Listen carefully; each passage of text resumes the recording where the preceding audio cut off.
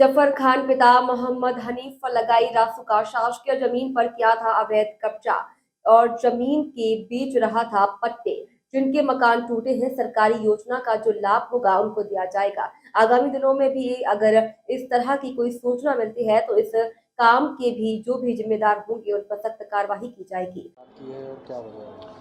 और देखिए, एक विगत दिनों में शिकायत मिली थी कि सिरपुर क्षेत्र में जो सरकारी ज़मीन है उसके और पट्टे की ज़मीन है, उस पर अवैध कॉलोनाइजेशन का काम किया जा रहा है। उस पर निजी बताते हुए लोगों को पट्टे बेचने का काम रजिस्ट्री और नोटरी के जरिए किया जा रहा है। निश्चित रूप से तो सरकारी ज़मीन जो है उसको हड़पने की भी ये क्रिया है और साथ साथ लोगों को धोखे में रख के गरीबों से पैसे वसूल कर उनको धोखा देने की भी ये चीज़ है। इस संबंध में एक जफ़र नामक व्यक्ति का नाम सामने आया था जो कागज़ों से प्रमाणित भी हुआ।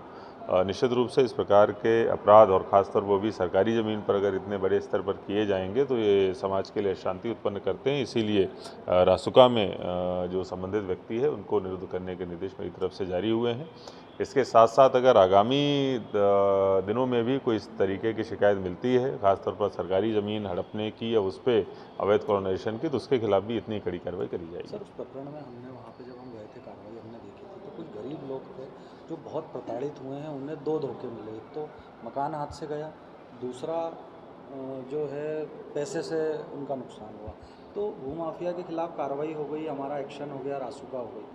और उन पीड़ितों के लिए प्रशासन कुछ सोच रहा है कि और देखिए, अभी तक तो ऐसा कोई विषय या इस तरीके का कोई विचार जो है कंसिडरेशन में नहीं है। लेकिन अगर इस तरीके के कुछ लोग आते हैं और हमें लगता है कि उनको शासकीय सहायता की या इस प्रकार से किसी योजना के लाभ की आवश्यकता है, तो जो भी संबंधित योजना होगी उसके तहत उनको लाभ प्राप्त कराते हुए जरूर उनको सहायता प्रदान करी जाएगी। रियाज खान की रिपोर्ट।